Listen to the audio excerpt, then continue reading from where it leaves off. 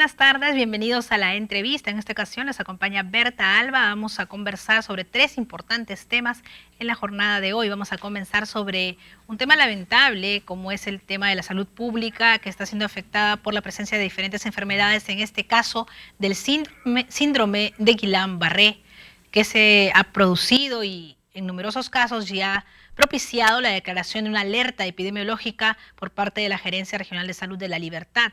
Al respecto, vamos a conversar con la jefa de epidemiología de la Gerencia Regional de Salud, Ana María Burga. Muy buenas tardes, doctora Burga. Buenas tardes, muy buenas tardes. Doctora, Sí, bien. se declaró esta alerta epidemiológica por 21 casos que, según las últimas informaciones, se han determinado con el síndrome de Guillain-Barré en 5 provincias de la región La Libertad. Bueno, lo que tenemos nosotros efectivamente, lo que saltó la alerta es que justamente en la última semana hemos tenido el reporte de 5 casos de manera continua. Y eso es sumamente importante conocerlo porque ya nos está diciendo pues un incremento que supera lo esperado por nosotros en este año y en una sola semana, ¿no? Nosotros tenemos aproximadamente un promedio de 2 casos mensuales, en algunos 3, pero en la última semana se nos ha reportado justamente, tenemos 6 casos, ya están en la última semana. Por lo tanto, es de suma importancia haber lanzado esta alerta, puesto que tenemos que saber lo que ocurre, porque estos casos no se manejan en domicilio, tienen que ser manejados exclusivamente en establecimientos de tercer nivel, llámese Hospital Regional, Hospital Belén, Lasarte y alta complejidad, o algunas clínicas que tengan unidades de cuidados intensivos.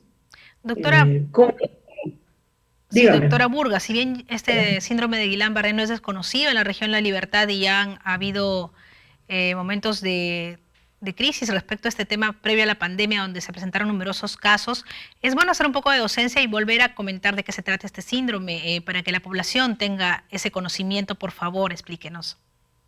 Sí, efectivamente nosotros tuvimos un brote importante en los años 2018, 2019, ¿no? Fueron 2017, 2018 y 2019.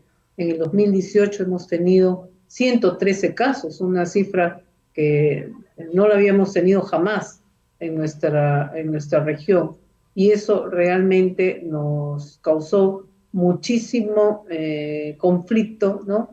En el sentido de la capacidad de los establecimientos también para atender estos casos, porque, bueno, no todos usan unidad de cuidados intensivos, pero sí este síndrome se caracteriza porque las personas pierden la fuerza y la movilidad de sus miembros, porque generalmente empiezan los miembros inferiores, y empieza generalmente con malestares como parestesias, como hormigueos, hincones, ¿no? Y después se instala la debilidad y después se instala la parálisis, y eso es en el curso de pocos días, ¿no? Lo que no sabemos muchas veces es identificar qué tuvimos previamente, porque previamente a este problema de salud hay un proceso, algo que ocurrió probablemente en las 2 o 3 semanas anteriores. Esta enfermedad se caracteriza porque el organismo mismo de la persona comienza a destruir la capa que envuelve los nervios de nuestro organismo, y con eso las personas comienzan a tener esas debilidades que les he mencionado. ¿Okay? Y Es un proceso autoinmune, es una enfermedad autoinmune, pero que está causada por diferentes motivos. Por ejemplo, en el síndrome de Guillain-Barré podemos ver nosotros que puede deberse a infecciones. Generalmente las infecciones que más están de acuerdo es la, las infecciones intestinales, ¿no? Algunas infecciones respiratorias, algunas infecciones por virus del Zika, de la hepatitis, del dengue, podría ser, estar asociado de chikungunya, podría darnos, o sea, puede prevalecer, o sea, presentarse antes de que haya ocurrido esto. Incluso la colocación de una vacuna, una cirugía previa, cualquier cosa puede ser el desencadenante de este problema. ¿El cuerpo Pero cuando reaccionaría a los restos de estos virus o cómo se produce en el cuerpo para que posteriormente, con cuánto tiempo de distancia de haber tenido esta infección o este virus, pueda desarrollarse este síndrome de Guillain-Barré? ya le he mencionado, 2 a 3 semanas antes ha 2 a 3 ocurrido un semanas. evento. Y tenemos que pensar siempre qué nos ocurrió en algún evento, ¿no? Pero para la forma en que se presenta como brote, o sea, muchos casos en un corto periodo de tiempo, la probabilidad es que sea un proceso infeccioso. Primero bacteriano o puede ser viral, pero lo más común es que sea bacteriano. Y en este caso, lo que más ocurre es que pueda ser una infección por la bacteria Campylobacter jejuni, ¿no? Que es una bacteria que se encuentra comúnmente en las aves de corral, en el pollo. Por lo tanto, nosotros recomendamos que el pollo esté muy bien cocido para poderlo ingerir, ¿no?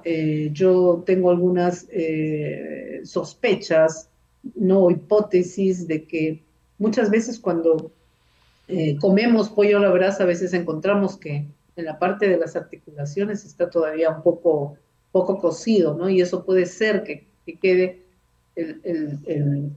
la bacteria ahí, o al manipular el pollo recién eh, eh, beneficiado. Y aquí tenemos que ver si las condiciones en las que se benefician los pollos, ¿no? En estos centros de beneficio son buenas, también se pueden contaminar. Entonces las personas tocamos la carne cruda, manipulamos la carne cruda y de repente eso también puede ser que de alguna manera nos puede afectar. O en las Entonces, labores domésticas, tal vez las amas de casa o las empleadas del hogar, tal vez también tienen este contacto con la carne de pollo sí, cruda. sí, pero como se ve tanto en hombres como en mujeres, entonces la probabilidad es que se coma, es que se haya ingerido la carne poco cocida, ¿no? En algunas partes. Entonces, esa es una posibilidad, ¿no? Entonces, nosotros hemos lanzado esta alerta porque necesitamos que nuestros establecimientos estén preparados para recibir estos pacientes. Se necesita, el tratamiento en estos casos es sumamente caro, tienen que recibir inmunoglobulina humana, ¿no? Los pacientes que ya, cuando la parálisis avanza y afecta a los músculos respiratorios, necesitan ventilación mecánica y tienen que ir a una unidad de cuidados intensivos. Por lo tanto, estos casos se manejan exclusivamente en establecimientos de tercer nivel, llámese hospitales especializados. Lo que representa un costo elevado de dinero tanto para las familias como para el sistema de salud peruano también, ¿no? Exacto, porque la mayoría de los casos, bueno, los que son asegurados tendrán seguro, los que no son asegurados ya sabemos que automáticamente ingresan al SIC, ¿no?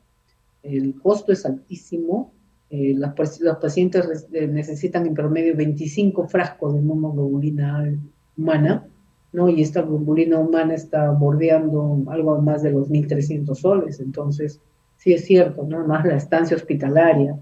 Lo bueno es que la mayoría de estas personas, con el tiempo, cuando superan, porque sí es cierto que si hay compromiso respiratorio severo, muchas personas pueden fallecer, pero un pequeño porcentaje, no, pero la mayoría se recupera, pero esa recuperación es larga, generalmente se ve una recuperación a los 6 meses a un año, donde ya la persona puede caminar, etc, etc.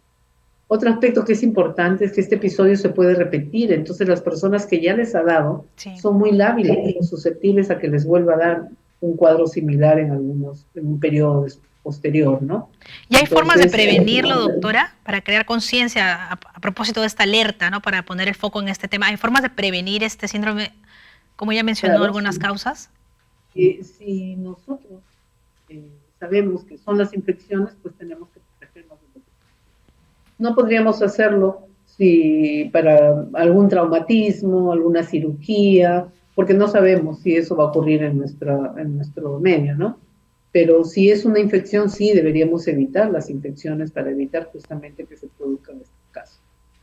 Muy bien, doctora. Muchas gracias por poner en el foco este tema y quería preguntarle un punto específico de algunas denuncias que han llegado aquí al canal en el tema del dengue, que se está controlando, pues, que es un tema pendiente también. Mencionaban de que había preocupación en algunos pacientes que mostraban síntomas de dengue porque en hospitales como el Belén regional, cuando tenían síntomas leves, no les aplicaban la prueba de descarte y decían que estos solo eran viables para casos graves. Entonces había esa preocupación en los pacientes porque les daba cierta tranquilidad el hacerse el descarte en estadios leves, ¿no? Entonces, ¿cómo se está trabajando en este tema, no?